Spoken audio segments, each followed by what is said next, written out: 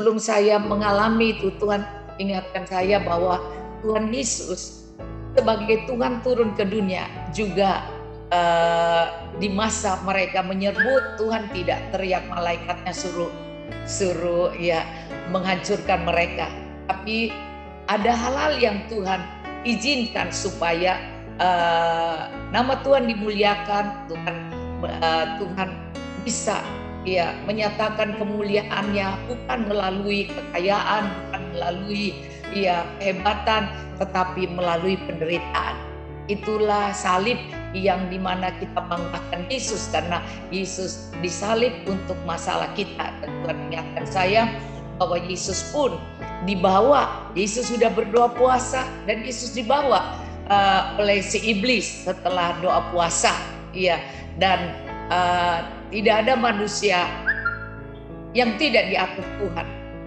Sebab itu banyak orang berpikir bahwa wah, kalau dia udah rajin doa, dia sudah rajin ya masuk gereja, bahkan dia tidak pulang-pulang rumah, hanya di gereja terus, ya kan, terus ada di menara terus, ya, dia pasti ya kalau masalah kesusahan ini dia pasti luput. Nah saudara, tidak semuanya saudara. Nah sebab itu saya melihat bahwa sebelum saya mengalami sakit itu, Tuhan izinkan saya mendapatkan firman-firman kebenaran bahwa ada hal yang Tuhan izinkan kita bisa alami, tetapi Tuhan akan meluputkan kita, karena itu adalah firman Tuhan kan. Maka saudara, kalau kita lewat lembah kekelaman, kita tidak takut bahaya, karena Tuhan selalu akan menopang kita. Tetapi kita diizinkan untuk mengalami masa itu. Maka saudara, di saat saya bersaksi dulu, saya mulai rasa gak enak, padahal setiap hari itu saya berdoa 3 jam saudara di online itu, Facebook itu saya menyanyi, menyembah, doa syafaat dan sharing firman, kadang-kadang sampai mau 4 jam tiap hari saudara, jadi bukan sekali-sekali. Dan saya ambil doa puasa juga tiap hari. Tapi iya saudara, waktu Tuhan mulai jelaskan saya bahwa Ayub adalah orang saleh, Ayub itu tulus, Ayub orang benar, Ayub menjauhi kejahatan, ia tidak bergaul dengan orang-orang yang penuh dengan dosa dan segala hal jahat. Dan kemudian Tuhan izinkan pandemi itu datang, masalah datang dalam keluarganya, dalam usahanya, anak-anaknya, bahkan tubuhnya sakit. Di manakah Tuhan yang dia layani, yang dia suka berdoa, suka menolong orang miskin, dan dia saleh, dia hidup. Nah di situ Tuhan mulai jelaskan saya bahwa kalau Tuhan tidak izinkan, tidak jadi. Tetapi kalau Tuhan izinkan, itu segalanya ada rencana Tuhan. Maka saya melihat rencana Tuhan bahwa kalau Tuhan turun ke dunia, dia harus mengalami penderitaan manusia yang paling hina, sampai manusia yang sakit, ya, bahkan yang dihina, ya, bahkan lahir di kandang binatang yang paling miskin. Jadi Tuhan mengalami semuanya. Jadi bukan karena kekudusan kehebatan kita tidak alami masa-masa itu, tapi dialami. Tetapi Tuhan menyatakan bahwa Tuhan bangkit dan Tuhan mengalahkan maut itu. Sebab itu saudara, mari kita belajar untuk mengalir dengan Roh Kudus. Mengalir dengan Roh Kudus, dengan cara itulah baru kita melihat kesusahan atau masalah, kita tidak ngomel, kita tidak mengeluh, dan kita tidak kecewa, kita tetap bersemangat, kita tetap mempercayai bahwa segala sesuatu, karena dikatakan waktu istri Ayub mulai ngomel dan menggerutu dan suruh Ayub untuk menghujat Tuhannya, tetapi Ayub bilang, masa kamu suka yang baik, yang buruk kamu tidak mau, ya kan? Jadi saudara, disinilah kita dibukakan bahwa kita tidak perlu khawatir dan takut akan COVID ini, tetapi kita perlu berjaga. Kita perlu mematuhi perintah-perintah dari pemerintah. Cuci tangan, jaga jarak, pakai masker, dan selalu berjemur apa semua. Saudara, kita harus patuhi karena firman Tuhan katakan berjaga-jaga dan berdoalah. Roh penurut tapi daging lemah. Artinya harus berjaga tetapi kita juga harus berdoa. Roh ini penurut tapi daging lemah. Nah saudara, saya mengajak Anda melihat dalam Roma 8 kita mulai dari ayat 26. Roma 8 dari ayat 26. Saya ingin Anda melihat bagaimana kita mengalir dengan Roh Kudus. Jadi sebelumnya saya mulai merasakan bahwa Tuhan menjelaskannya. Daniel juga begitu kuat dalam Tuhan. Tuhan izinkan dia masuk ke gua singa, ya kan? Tapi Tuhan luputkan, dan segala sesuatu yang orang yang baik tetapi mengalami, ya Petrus masuk penjara juga, ya kan? Dan begitu banyak kita melihat di dalam kebenaran firman Tuhan. Paulus dan Silas juga yang begitu kuat dengan Tuhan juga masuk penjara. Dan kemudian saya mengerti bahwa Tuhan, kenapa Tuhan bukakan ini semua pada saya. Dan disitulah saya ngerti, habis itu saya mengalami saudara sendiri COVID itu. Nah yang saya ini tidak keluar karena gitu keluar ya saudara, hanya setiap hari saya dari lantai 3 saya turun, kalau sudah jam 8 saya turun ke bawah untuk ujian penyembahan. Dan saudara, dan kalau ternyata harus kena COVID, dan saya sadar bahwa inilah yang Tuhan sudah jelaskan pada saya, jadi supaya saya bisa bersaksi saudara. Tetapi waktu saya periksa dan kemudian tanggal 5 saya dikatakan ya saya positif, maka saya ditolong oleh teman-teman, saya masuk di rumah sakit Siloam. Nah saudara, tapi pas saya sampai langsung diswab lagi. Saya pikir kemarin baru diswab, masa baru masuk diswab lagi saudara. Dan waktu teman bilang bahwa nggak usah takut Bu, saya cuma 7 hari. Teman yang membawa saya, yang mengatur, yang menolong saya saudara ya, cuma 7 hari. Jadi saya, 7 hari? Saya kepengennya jangan 7 hari, karena saya kepengen dia di rumah saja. Tapi karena mereka sudah menolong saya, menyediakan hotel semua ya dengan baik, maka menyediakan rumah sakit Siloam, maka saya ikut juga. Jadi tanggal 5, tanggal 6 saya masuk di rumah sakit, dan tanggal 6 itu pun saya ulang di swab PCR ulang, dan saya bilang Tuhan saya ngikutin. Jadi artinya kita mengalir dalam roh, kita tidak melawan. Kita orang yang berbuat baik pasti dari Tuhan. Mereka sudah mau saya harus masuk rumah sakit. Nah saya masuk saja karena mereka sudah urus, saya tidak daftar, tidak apa, mereka sudah daftar semua dan saya tinggal masuk. Dan yang luar biasa, saya di swab dan kemudian saudara, saya bilang Tuhan, saya pengen cepat keluar dong.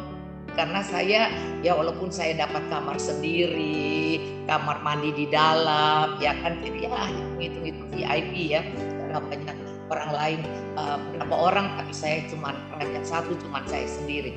Dan saya mengucap syukur pada Tuhan karena hasil swab itu harus tunggu 3 hari. Jadi hari yang ketiga itu saya tanya, ternyata saya negatif. Coba saudara, tanggal 5 saya dinyatakan positif, tanggal 6 saya masuk. Tapi kemudian tanggal 9 itu saya 6, 7, 8 tanggal 9 saya sudah karena diperiksanya tanggal 6, tanggal 9 hasilnya, 3 hari kemudian hasilnya ternyata saya negatif saudara, dan dokternya nggak datang di tanggal besoknya. Jadi dia tidak lihat bahwa saya negatif dari masuk. Tuhan bisa bikin cuma 1-2 hari. Iya saudara, dan besoknya lagi dokter tahu malamnya dia lihat negatif, maka besok pagi-pagi jam 6 saya dibangunkan suruh siap-siap pulang. Tidak perlu sampai 6-7 hari saudara ya, Jadi 4 hari lebih saya melihat bagaimana cara Tuhan yang luar biasa. Jadi kita mengalir saja dengan Roh Kudus. Kita tidak melawan, tapi kita ikut menikmati bahwa COVID saya alami. Tapi saya bisa lewat secepatnya. Dan kemudian saya melihat saya bisa pulang ke rumah, saya bisa santai, saya tunggu saja sampai kemudian saya bisa dites lagi dan kemudian negatif semua, dan saya melihat bahwa Tuhan itu baik. Nah saudara, mari kita belajar untuk mengalir dengan Roh Kudus, tidak mengeluh dan tidak menggerutu, karena kita tidak harus meminta hal-hal yang muluk-muluk. Tidak harus anak Tuhan itu selalu kaya raya, jabatan tinggi. Kalau Tuhan kasih, puji Tuhan. Tetapi kalau tidak pun, itu ada kemuliaan di balik salib. Ada kemuliaan di balik salib, saudara. Maka sebab itu saya ingin Anda bersama saya melihat dalam Roma 8. Saya memulainya. Roma 8. Saya mengajak Anda melihat di sini ayat 26 yang saya kasih tema, demikianlah juga Tuhan membantu kita dalam kelemahan kita. Tuhan membantu kita dalam kelemahan kita, sebab kita tidak tahu bagaimana sebenarnya harus berdoa. Kita nggak tahu sebenarnya harus berdoa bagaimana. Dan Anda tahu Alkitab menulis bahwa tetapi Roh sendiri berdoa untuk kita kepada Allah dengan keluhan-keluhan yang tidak terucapkan. Jadi Anda tidak tahu kalau hati Anda, hati nurani kita ini bersih, hati nurani kita ini selalu hanya memuji Tuhan, selalu hanya pengen menyenangkan Tuhan, bukan berarti kita tidak ikut menderita dengan orang-orang yang sedang mengalami kesusahan. Kita bisa, tetapi Tuhan akan melihat hati nurani kita. Tuhan akan menyelidiki hati nurani kita. Nah, waktu dia menyelidiki hati nurani kita, bahwa ternyata sampai terakhir kita ini murni, kita ini tetap cinta Tuhan.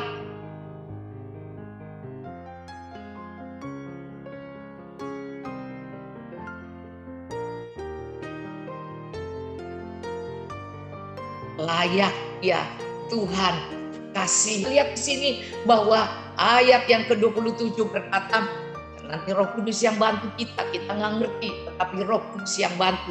Karena kita sudah berdoa, jangan ada COVID, biar orang-orang COVID sembuh. Kenapa kita kena COVID? Saudara, jadi jangan mengeluh dan jangan berkata, Tuhan engkau tidak lihat dan kau tidak dengar. Jadi mari kita belajar untuk mengalir terus dengan Roh Kudus. Jadi mengalir terus dengan Roh Kudus, ini artinya bahwa salib itu harus dipikul juga. Apa saja yang Tuhan izinkan, seperti Ayub berkata, masa kamu mau yang baik, yang jahat kamu tidak mau? Bukan berarti harus yang jahat, yang apa saudara. Artinya kalau keadaan yang tidak menyenangkan, kita pun harus bersyukur pada Tuhan, harus menyembah Tuhan, harus berkata Tuhan pasti punya rencana yang baik pada kita. Maka dasar yang harus kita lihat adalah ayat ke-27, dikatakan, dan Allah yang menyelidiki hati nurani. Maka kita perlu untuk tahu bahwa apakah hati nurani kita bersih enggak? Apakah kita ini mengandalkan Tuhan, percaya pada Roh Kudus hanya untuk kekayaan, jabatan yang tinggi, hanya untuk terkenal dan dikagumi orang, hanya untuk dia dapat pekerjaan yang gajinya gede, terus kemudian semua orang sayang kita? Tidak, saudara. Yesus pun turun ke dunia banyak tantangan. Yesus pun adalah Allah sendiri, dan dia mengalami banyak sekali masalah di dalam hidup. Jadi kita yang mengalir dengan Roh Kudus, kita harus tahu bahwa memang iblis tidak senang pada kita, tetapi bukan berarti Tuhan bilang ya udah kamu akan dilindungi seperti baby. Tidak, seorang yang dewasa dia akan mengalami, tetapi Tuhan akan meluputkan kita. Sebab itu di sini dikatakan, dan Allah yang menyelidiki hati nurani. Maka yang paling penting untuk bisa mengalir dengan Roh Kudus adalah hati nurani yang bersih. Hati nurani yang bersih. Jadi tidak berprasangka buruk dan tidak mulai patah semangat atau kecewa, tetapi kita harus terus bersemangat, terus lebih intim, terus mencari seperti Ayub, sehingga dengan masa dia ditekan, dia dikatain dosa atau semua, sedangkan dia adalah orang yang hidup saleh, jujur, orang benar, menjauhi kejahatan, dan Tuhan memuji dia di hadapan iblis. Tetapi dia pun harus mengalami itu.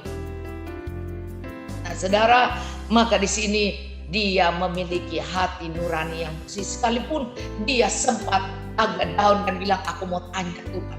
Maka satu hal yang Anda harus perhatikan, bahwa kita harus bangkit.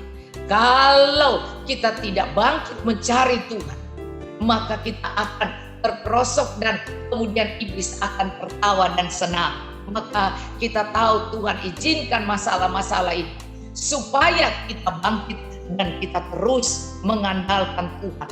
Maka saya melihat Ayub ini bangkit dan dia bilang, aku mau berperkara dengan Tuhan, aku mau cari Tuhan dan aku mau tanya kenapa.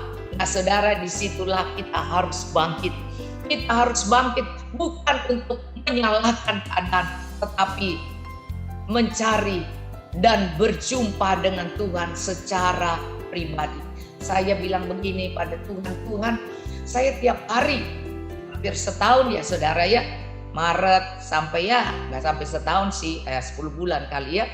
Nah saudara, tiap hari saya ibadah doa di online dari jam 8 kadang sampai jam 11 ya kan.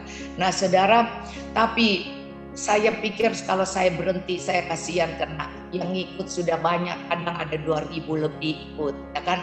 Terus saya pikir kasihan banget mereka tiap hari menantikan, kadang-kadang cuma 100 berapa, tapi kadang-kadang bisa ribuan. Terus saya kasihan mereka tiap hari menantikan kita menyembah, kita berdoa, sharing pewahyuan dari Tuhan tiap hari. Tapi daging ini saudara, ingat roh penurut daging lemah. Daging ini masih memikirkan, kapan aku tidak satu hari bisa istirahat, atau cuma berapa kali aja dalam seminggu ibadah, tapi ini tiap hari kan saudara. Nah, saat saya berpikir seperti itu, maka jawabannya adalah saya istirahat di rumah sakit. Saya istirahat di rumah sakit dan kemudian saya pulang. Anak-anak saya bilang harus 2 minggu juga, walaupun sudah negatif harus 2 minggu tidak keluar dari saya lantai 3 bersama suami saya. Jadi saya di lantai 3 masih terus pakai masker, tidak boleh ngobrol tanpa masker, dan di lantai 3 hanya berdua pun tidak boleh dekat, jaraknya jauh, dan satu kamar lain saudara. Dan Tuhan izinkan kamu istirahat seperti ini 1 bulan. Jadi saudara, mari kita belajar untuk melakukan semuanya dengan mengalir saja dengan Roh Kudus, tanpa mengambil bagian pikiran manusia, kebiasaan manusia, mesti senang dulu, mau jalan-jalan dulu, mau apa. Tidak saudara, mari lakukan semua dengan sukacita, lakukan semua dengan hati yang baik saudara, karena Dia memeriksa hati nurani kita. Tuhan menyelidiki hati nurani kita, dan saya mendapatkan istirahat saya terus dengan Tuhan. Jadi tidak selalu harus di online dengan orang lain, maka saya sendiri dengan Tuhan. Jadi saya bisa pulih suara saya yang tadinya suara saya sudah mau habis-habis. Kadang-kadang saya karena suaranya habis, saya kadang-kadang jadi vertigo karena tiap hari. Walaupun vertigo, saya tidak mundur saudara, saya tetap. Saya tahu bagaimana mengatasi vertigo, saya sandar aja saudara, dan saya terus menyanyi, menguasai supaya tidak goyang, karena saya tetap ngotot dengan Tuhan. Nah saudara, Dia memberikan saya istirahat, saya mengalir saja, tidak ngomel, tidak marah, dan saya menikmati istirahat di rumah saya 1 bulan lebih, karena saya senang juga karena anak-anak saya bilang, jangan dulu, jangan dulu 2 minggu, ntar kalau belum tes dia bilang, udah tunggu lagi sampai swab ya saudara, tapi padahal kan sudah negatif dari rumah sakit Siloam. Tapi mereka bilang sedangkan dari pesawat aja turun, iya harus 2 minggu di isolasi mandiri. Jadi apalagi mama yang ada di rumah sakit katanya, jadi harus tunggu. Dan saya lihat, oh ini istirahat yang saya minta pada Tuhan. Jadi mari kita dikatakan firman Tuhan berjaga dan berdoa. Roh itu penurut tapi daging lemah. Daging lemah. Maka di sini saya ingin ingatkan Anda, dikatakan ayat 27, Allah menyelidiki hati nurani. Mari kita jaga hati nurani kita. Kita melayani dengan segenap hati, dengan kasih, sukacita, sabar, dan terus menjaga bersih hati kita. Sehingga apapun yang orang omel, apapun orang katain, kok masa dia begini, kok masa dia berdoa, kok dia sakit. Nah, sebenarnya Tuhan sudah mengingatkan saya. Tetapi saudara, memang roh penurut daging lemah. Tetapi bukan berarti kalau gitu Tuhan, doa Tuhan di Taman Getsemani, Bapa kalau boleh cawan ini lalukan daripadaku, kalau boleh aku tidak mengalami ini. Nah itulah yang dipikir secara manusia. Kalau boleh tidak Tuhan, tetapi bukan kehendakku yang jadi, tapi kehendakmu. Kata bukan kehendakku yang jadi artinya mari mengalir saja dengan Roh Kudus. Jadi jangan ngatur Tuhan dan jangan ngatur hidup kita mau jadi apa. Tuhan yang atur. Yang terutama adalah hati nurani kita bersih. Hati nurani kita bersih di hadapan Tuhan dan manusia. Kita menjadi orang-orang yang sungguh-sungguh menjadi anak kesayangan Tuhan. Maka dalam perhatikan di sini ayat 27, Allah menyelidiki hati nurani.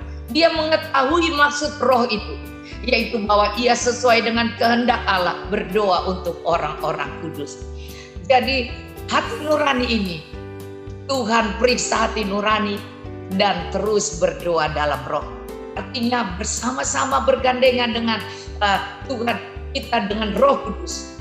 Maka saat kita terus dengan iman pelayanan roh itu, saudara ya, doa dengan iman, berbahasa roh, dan terus mencari Tuhan, berpengharapan tidak berhenti pada Tuhan.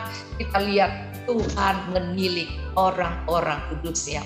Orang-orang kudus bukan berarti orang-orang yang ada yang tidur di gereja. Oh dia pendeta gembala yang terkenal berkhotbah hebat. Nah, Anda pun pendoa, Anda pun yang percaya Tuhan. Dan setiap kali Anda berdoa dalam roh pun, Anda sebenarnya sedang mendoakan orang-orang lain. Sedang mendoakan. Karena kita tidak tahu bagaimana harus berdoa. Maka kita melepaskan hidup ini untuk bisa dipakai oleh Tuhan. Untuk bisa mengalir dengan apa yang Tuhan mau. Nah saudara, satu waktu Tuhan taruh saya bahwa kau harus, karena kau buat puasa 3 hari Ester setiap bulan saya buatkan, dan kemudian harus ada perayaan Purim, yaitu suatu profetik yang dimana para orang-orang teroris itu akan ditangkap. Maka waktu itu Zainuddin M. Top ya kalau tidak salah ya. Nah, kemudian saya buat perayaan itu karena saya mengikuti suara roh itu. Saya buat perayaan itu di Bukit Doa. Tiba-tiba keluar bahwa Zainuddin M. Top apa itu ya, mereka akan ditangkap.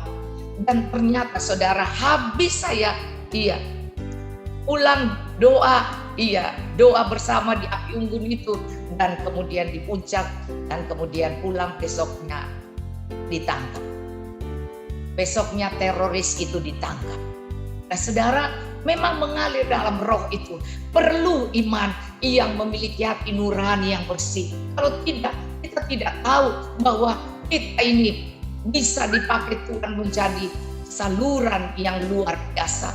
Begitu mendoakan orang-orang dan menyelamatkan bangsa negara ini. Tetapi kita harus disiplinkan, kita harus taat pada suara roh itu. supaya kita bisa mengalir dengan Roh Kudus. Maka banyak hal yang terjadi di bangsa ini. Tuhan menyuruh saya berdoa, saya tidak pamerkan ke orang-orang, tetapi pendoa saya yang doa semalaman, mereka melihat iya jadi, dan mereka lihat Tuhan melakukannya. Seperti Tuhan menyuruh saya, kamu berdoa minta. Iya, orang benar di bangsa ini yang akan naik. Dan minta orang kecil seperti yang di Alkitab, yaitu dikatakan orang kecil yang mendengar suara Tuhan. Maka saudara, dua hal itu saya minta terus. Kemudian bangkitlah waktu itu, iya, presiden kami ini waktu itu menjadi gubernur. Dan kemudian wakilnya, saudara. Dan iya, kita melihat bahwa orang benar, orang Kristen yang dipakai kemudian luar biasa, sekarang menjadi bos Pertamina. Nah saudara, kita melihat juga bahwa ternyata doa-doa kita yang mengalir, kita nggak ngerti tapi kita alir aja, mengalir. Waktu ditaruh di hati kita, kita ucapkan saja. Kita tidak tahu apa yang kemudian bangkitlah, iya, presiden dari gubernur menjadi presiden yang sampai saat ini kita mengasihi dia, dan dia begitu luar biasa ternyata jadi apa Presiden Jokowi. Dan kita melihat ya semua itu kalau kita mau mengalir dengan Roh Kudus, kita harus melepaskan kedagingan kita. Kita tidak ngatur Tuhan, kita tidak perintah Tuhan, tetapi kita menjadi orang-orang yang rendah hati, yang bisa menerima tuntunan Roh Kudus, dan kita bisa mengalir dan mengucapkan itu dalam doa. Kadang-kadang kita berdoa bahasa roh, dan roh itu yang membantu kita untuk menyampaikannya. Dan kita pasti ada, di hati kita pasti punya pengertian tentang sesuatu yang kita ucapkan dalam bahasa roh. Dan kita bersyukur Tuhan memberikan karunia-karunia bahasa roh pada kita, supaya kita bisa melakukan peperangan rohani, baik dengan bahasa roh, baik dengan pujian-pujian profetik, baik dengan perkataan-perkataan firman yang kita dengarkan, yang Roh Kudus suruh kita ucapkan. Dan banyak kesaksian bahwa mengalir dalam roh itu adalah melepaskan, kata ya firman Tuhan, Robert Liardon bilang bahwa kita harus mematikan ya daging kita, baru kita bisa mengalir dalam roh. Kita bisa kalau tidak, banyak sekali kita tidak bisa mengalir dengan Roh Kudus. Karena kita harus melepaskan, menanggalkan semua beban-beban yang dimana beban itu artinya aku pengen yang ini, aku pengen begini, yang ini yang benar, yang ini salah, aku yang paling benar. Nah saudara, lepaskan dulu itu, lepaskan. Tidak mengatur Tuhan dengan cara kesenangan kita, hobi kita atau pikiran kita yang begini yang benar. Karena belum tentu kita benar, kita ini adalah manusia yang tidak sempurna. Tapi kemudian kata kalau Robert Liardon dulu Anda tahu ada buku Robert Liardon, dan dia menulis bahwa harga dari kuasa rohani. Saudara, maka dikatakan kita harus mengalir dengan Roh Kudus, menyerah pada pimpinan Roh Kudus. Waktu Tuhan ia berdoa dikatakan kalau boleh cawan ini lalukan. Artinya dengan akal budi kita juga kita bisa berdoa, tapi Tuhan mengakhirinya, tapi bukan kehendakku yang jadi, tapi kehendakmu Bapa. Artinya rencana Tuhan saja yang jadi, dan rencana Tuhan itu pasti kelihatan oleh daging kita adalah nggak enak, tapi ternyata menghasilkan hal yang baik. Jadi kita harus meninggalkan segala beban pengaturan manusia kita supaya kita bisa mengalir dengan roh, dan kita harus menyerahkan kepada Roh Kudus. Kadang-kadang bertentangan dengan daging kita, bertentangan dengan kemauan kita, di mana kita disuruh merendahkan hati, kita disuruh harus menerima ya, dan mengiyakan apa yang kita rasa tidak asik di hati kita. Tapi di saat kita benar-benar rendah hati, kita benar-benar menyerah pada Roh Kudus untuk hal-hal yang Tuhan mau, tentu yang sesuai dengan firman Tuhan. Nah, kita akan lihat kita bisa mengalir dengan Roh Kudus. Kita bisa mati terhadap keinginan diri kita, mematikan keinginan diri kita, sehingga kita benar-benar melihat aliran kuasa Roh Kudus bisa menguasai kita, dan akhirnya kita bisa hidup dalam roh. Sekali lagi ayat firman Tuhan ini Anda perhatikan, ayat 28 dikatakan kita tahu sekarang. Setelah itu Alkitab berkata kita tahu sekarang bahwa Allah turut bekerja. Allah turut bekerja, enak atau tidak enak, iya, senang atau tidak senang, sakit ataupun sehat, kaya ataupun tidak. Di sini ada banyak yang kita mengalami pandemi kesusahan, tapi ingat ayat ini berkata Allah turut bekerja dalam segala sesuatu untuk mendatangkan kebaikan. Jadi mengalir dengan Roh Kudus. Ada kalanya tidak sesuai dengan daging kita yang maunya enak dan nyaman, saudara. Tapi di sini dikatakan, iya, salah satu untuk mendatangkan kebaikan. Ternyata, iya, yang dikatakan rancanganku bukan rancanganmu, kata Tuhan. Pikiranku bukan pikiranmu, sejauh langit dari bumi. Jadi berhati-hatilah dengan pikiran manusia kita. Kita pikir ini benar, padahal itu nggak benar, ya kan? Maka biarlah kita bisa mengalir dengan Roh Kudus dan kita bisa bersyukur apapun yang kita alami. Maka di situ nama Tuhan dimuliakan. Bayangkan tanggal 5 saya positif, tanggal 6 saya di swab lagi, ternyata hasilnya saya negatif. Bukankah Allah itu luar biasa? Bukankah Allah itu sangat luar biasa? Saudara, saya tidak marah, saya tidak sebal, oh Tuhan, saya tiap hari berdoa, masa sih, iya kan? Tapi saya bersyukur pada Tuhan, saya bisa mengalami dan saya bisa cepat pulang. Tanggal 4 saya tes, hasilnya tanggal 5 saya positif, dan tanggal 6 saya dites lagi, maka keluarlah saya negatif. Saudara, betapa cepatnya, saudara. Bukankah Tuhan mampu, dan Tuhan adalah Allah yang menyelidiki hati nurani kita. Jadi kita kadang-kadang berbicara sepertinya keren, padahal kita kepengen istirahat, saudara. Ya itulah saya. Anda tentu tidak seperti itu. Ya, dan dia tahu hati nurani saya, dan asal itu tidak dosa, saudara, karena tetap bisa berdoa dan dia memberikan saya waktu keintiman dengan Tuhan 1 bulan lebih, saudara. Karena saya pulang cepat, saya di rumah sakit cepat sekali sembuh, tapi di rumah anak-anak bilang tidak boleh, harus 2 minggu lagi. 2 minggu, jadi baru bisa. Dan kemudian harus kalau tertunda, ya udah nanti aja. Ya akhirnya 1 bulan, seperti setiap tahun saya pergi ke Amerika 1 bulan untuk istirahat di sana karena saya punya anak. Dan sekali lagi saya ingin bilang bahwa apapun yang engkau alami, biarkanlah Tuhan yang mengatur hidup kita. Tuhan yang membentuk kita. Dia akan membentuk kita seperti apa yang Dia mau. Kalau kita tidak mengeraskan hati kita dan tidak kecewa dalam keadaan pembentukan Tuhan. Maka di sini dikatakan ya berdoa. Ayat 28, untuk mendatangkan kebaikan bagi mereka yang mengasihi Dia. Jadi orang-orang yang dibentuk Tuhan ini bukan orang-orang biasa, tapi orang yang mengasihi Tuhan, yang mengasihi Dia, yaitu mereka yang terpanggil sesuai dengan rencana Tuhan. Jadi orang-orang yang memang terpanggil, dia akan mengalami masa pembentukan Tuhan. Tetapi untuk orang ini, karena dia terus mengalir dengan Roh Kudus, maka tujuan pembentukan Tuhan ini untuk sesuatu yang lebih baik. Sebab itu dikatakan di sini, kita akan menemukan rencana Allah dalam hidup kita.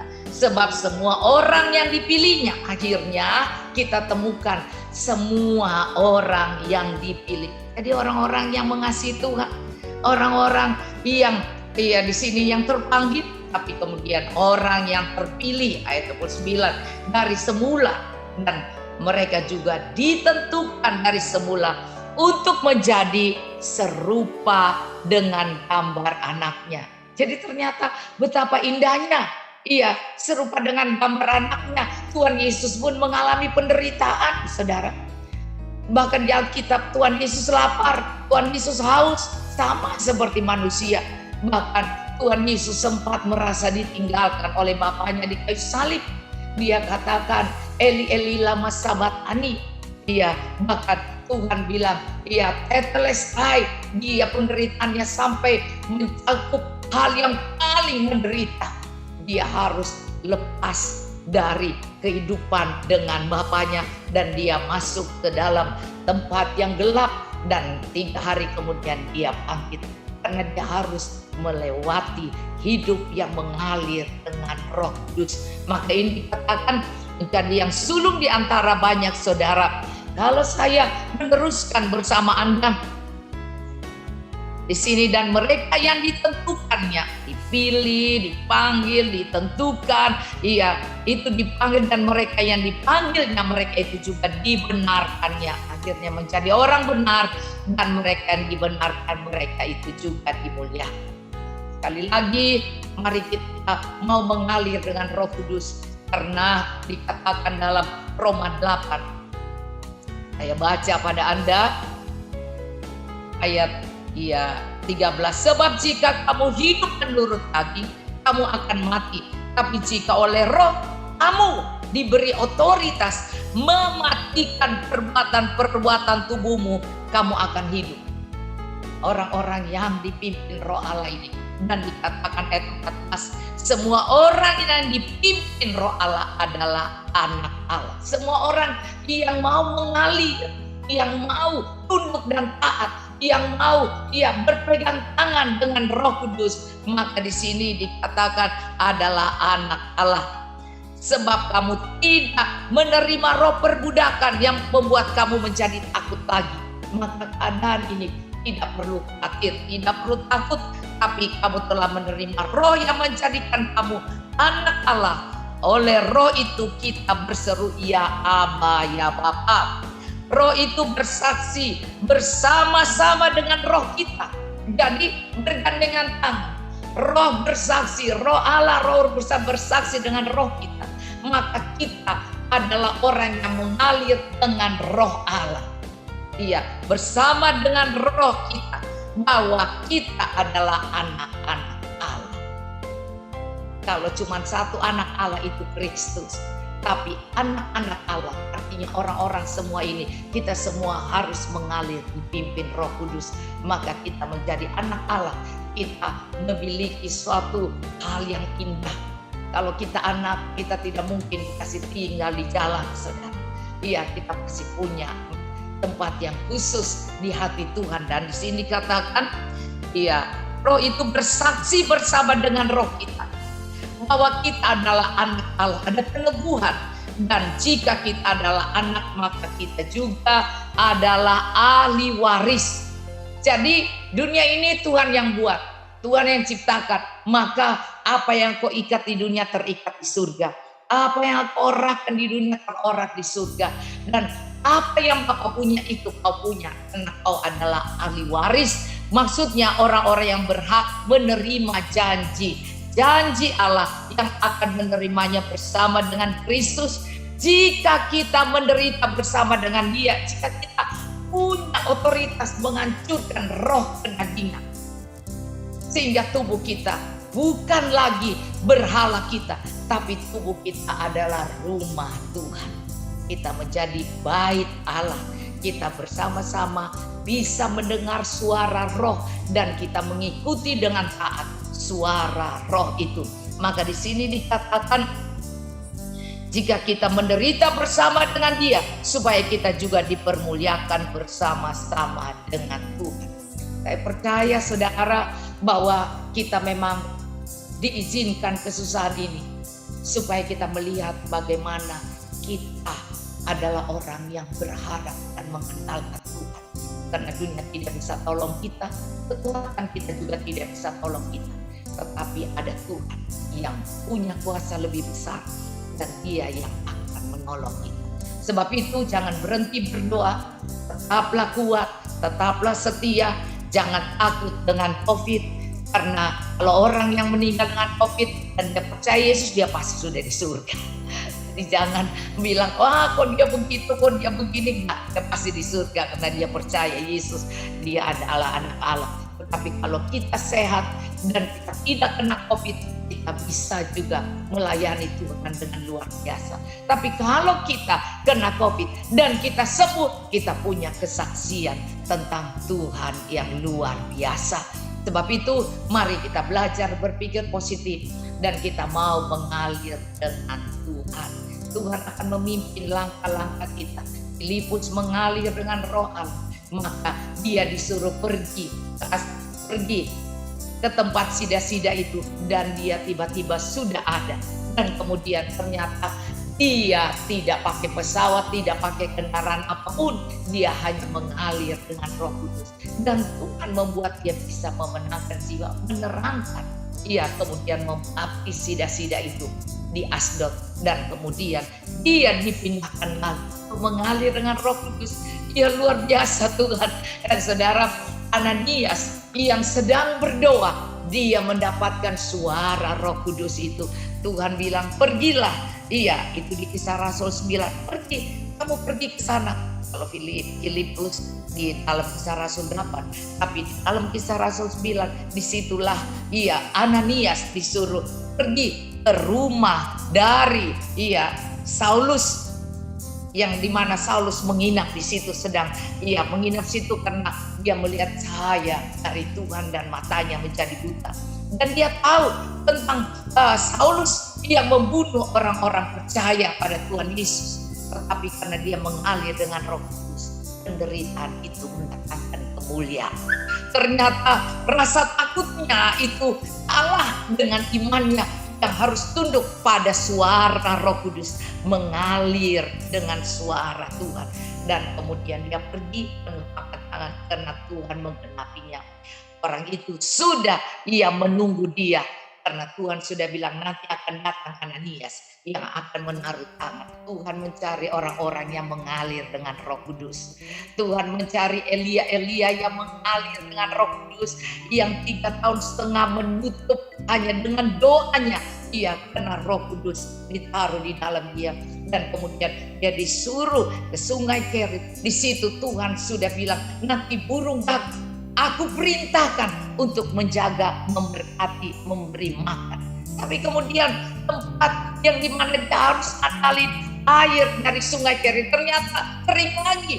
Dan Tuhan pindahkan dia ke janda. Jadi mengalirlah dengan Roh Kudus janda. Dan janda itu bilang tidak punya apa-apa. Tapi Elia yang mengalir dengan Roh Kudus.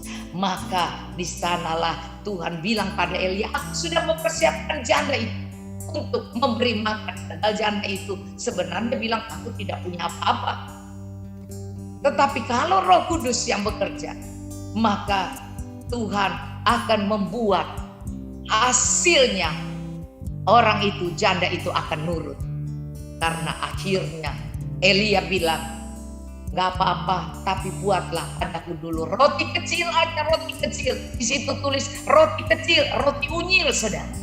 Roti kecil, roti unyil yang di Bogor itu ya. Kalau Anda perhatikan di dalam Raja-Raja 17 dibilang roti kecil. Buat padaku dulu roti kecil, baru kepadamu mungkin yang besar juga terserah. Tapi karena dia bilang dia tidak punya apa, ya roti kecil aja. Saudara, orang yang mengalir dengan Roh Kudus, kita akan lihat bahwa dia akan menjadi berkat bagi banyak orang. Ternyata dia yang merasa, aduh janda susah kok saya disuruh. Dia tidak melawan seperti itu. Karena Tuhan bilang, kau akan membuat janda Sarfat ini dipelihara selama masa kesusahan. Banyak janda di kota itu. Tapi tidak semua yang dipelihara oleh Tuhan. Janda ini adalah janda yang menurut, mengalir dengan Roh Kudus. Pasti dia bilang, nggak bisa, masa cuma ini lu ambil juga, masa Tuhan seperti gini sadis. Maka Tuhan bilang, kalau kita menderita bersama Tuhan, kita akan dipermuliakan. Nyata Elia diberi makan oleh janda ini, dan janda ini melihat mujizat Tuhan. Mari kita mengalir dengan Roh Kudus. Tanpa sadar kemuliaan Tuhan itu akan membawa kita banyak saksi tentang Tuhan yang dahsyat. Jangan memakai kemampuan pikiran kita, Mari kita akan melepaskan semua, katanya tanggalkan semua beban. Kedua, kita harus menyerah pada Roh Kudus. Ketika kita harus mati terhadap diri kita, kemauan, daging kita. Dan kemudian keempat, kita akan hidup dalam alam roh, di mana kita akan menjadi hamba Allah yang sungguh-sungguh, yang mengalir dengan Roh Kudus. Amin.